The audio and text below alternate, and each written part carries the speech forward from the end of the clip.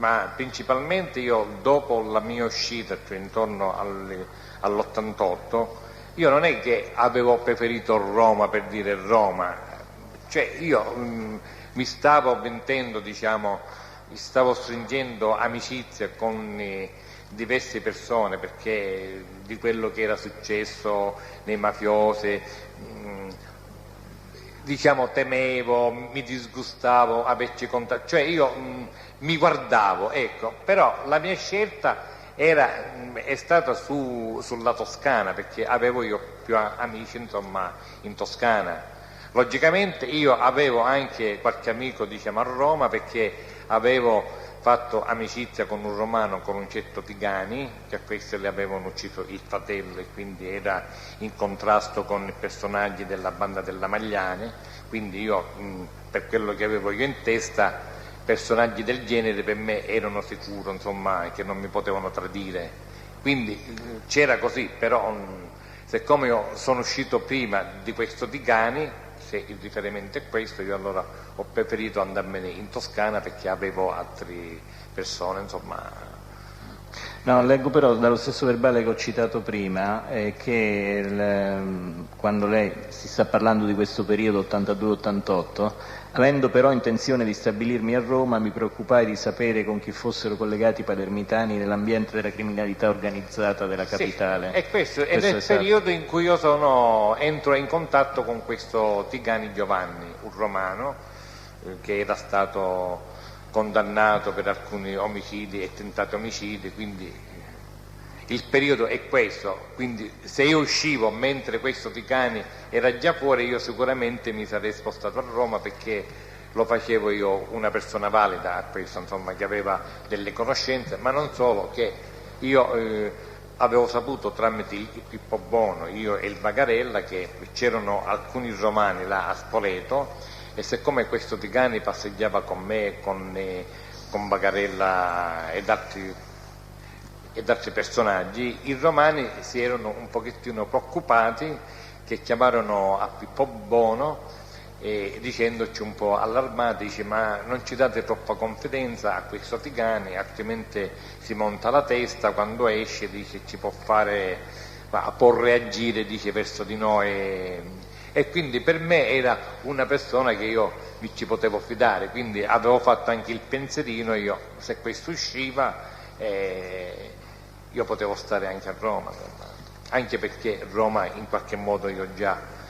la conoscevo a qualche persona e quindi il riferimento sicuramente è questo. Senta, parliamo invece del periodo precedente a questa sua detenzione dall'82 all'88. Ecco, che lei sappia, Calò aveva dell'amicizia a Roma, aveva delle persone con le quali era collegato particolarmente per le sue attività su Roma? Guardi, Pippo Calò, diciamo, la storia magari porterà, diciamo, a Pippo Calò come un Nerone in miniatura, perché, diciamo, i romani non è che erano abituati a spararsi, a uccidersi, cioè entrano nella dialettica di spararsi, per come si sono imparati anche i napoletani, con l'entrata, con la scuola che ci danno i siciliani. A Napoli Salvaterrina o Riccobono, a Roma il Pippo Calò, perché l'ideologia del mafioso è non avere concorrenza nella criminalità, insomma, è avere nemici, quindi anche se un altro non è nemico del mafioso, il mafioso invece lo guarda come un nemico e quindi lo elimina. Quindi il Pippo Calò, dopo che si era stabilito a Roma, dopo che si era cercato i suoi, insomma, agganci, perché noi sapevamo che lui manovrava grossi interessi, diciamo, nella speculazione edilizia con personaggi importanti tipo Flavo Carbone ed altri personaggi, un certo Faldetta, che lui era quello che tempo prima, diciamo, costruiva a Palermo per Pippo Calò e dopo si era spostato a Roma. Ma anche a me, diciamo, nell'81-82 mi avevano, diciamo, invitati di investire tramite il Calò dei capitali, diciamo, in Sardegna, però io avevo altre cose, non accettai. Quindi noi sapevamo che Scusi, Calò, scusi. Chi è che l'ha invitato a fare questo investimento? A me mi aveva invitato Nino Madonia, che a me è un certo Michalizzi Salvatore, in cui il Pippo Calò, insomma, con altri mafiosi, con Spataro, Tommaso, stavano comprando dei complessi terrieri, insomma, in Sardegna, in società pure, diciamo, con il Travo Carbone, e quindi investivano su questi terreni, insomma, quindi erano cose sicure, perché nell'invitarci che un certo... Mi scusi, mi può dire chi è Antonino Madonia? Antonino Madonia è un mafioso importantissimo della famiglia di Rasuttana, del mandamento di Rasuttana di Palermo, legato da sempre a Rina Salvatore, insomma, e a quell'ala corleonese. Ma erano fatti che noi sapevamo, insomma, che il Pippo Calò, diciamo, era la persona, diciamo, molto più importante, che c'erano altri mafiosi, diciamo, a Roma, quella che aveva agganci, diciamo, anche con politici, grazie a elementi, diciamo, romani, però era la persona che teneva, diciamo, questi contatti puliti, però sempre per fattore di speculazione, insomma, e di interessi che si poteva avere, insomma. I romani, perché a Roma si diceva che diciamo, c'erano personaggi molti importanti, che ora io non voglio dire, perché insomma sembra, come ha detto poc'anzi Calò, che io li ho letto nei libri, insomma,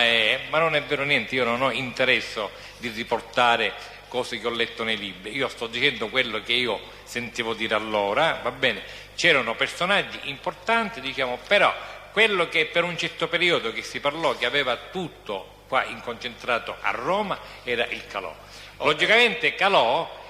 veniva dettato da altre persone, non è che Calò poteva fare tutto quello che vuole, nei grossi, diciamo, interessi che c'ha la mafia. Il Calò doveva dire, rapportare a Palermo a chi di dovere, a dire sto facendo questo, o mi hanno proposto questo, o c'è di fare questo. Non so se ho capito bene la domanda. Sì, era questo il senso. Mi ripete per favore quando viene costituita la decina romana?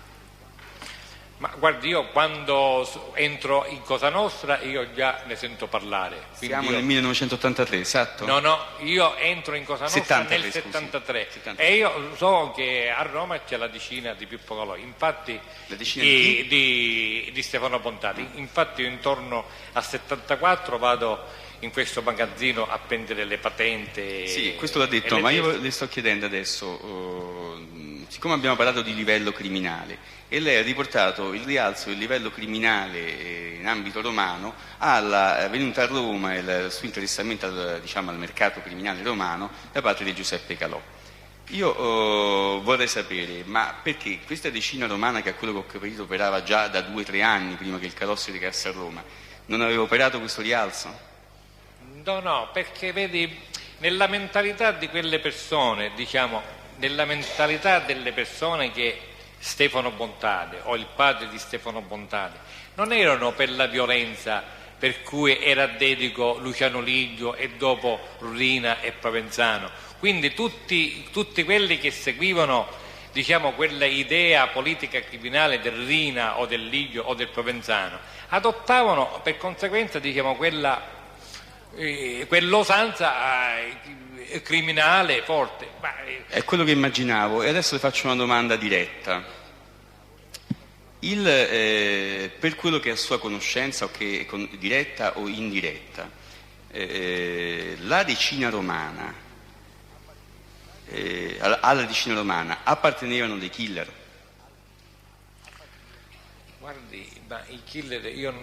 cioè le persone killer non è che uno perché ci nasce, perché ci fa un concorso, il killer è perché si trova uno in una certa realtà, in un mondo in cui e si spara con una certa facilità, cioè io mi sono macchiato di decine e decine di omicidi, per come tutti i mafiosi, insomma, è difficile qualche mafioso, anche se sembra gentile, cortese, non ha ucciso persone con le proprie mani, ma questa è una cosa che si guarda ora magari si guarda con un certo distacco, si fanno delle considerazioni per quello che può costare una vita umana, però vivendo in quella realtà in cui uno cresce, va bene, il killer, non lo so, il killer è una persona umana, va bene pure. Comunque io credo che a Roma, se Stefano Bontate aveva bisogno dei killer, a voglia, aveva un sacco di killer, non è che occorrevano killer, insomma, o che mancavano a componente di Cosa Nostra dei killer. I killer, insomma, in qualsiasi famiglia c'erano killer. Sa vedere per che cosa si adoperavano, i motivi quali erano, lo sfondo quale poteva essere, insomma, ma uccidere a una persona era una cosa molto facile.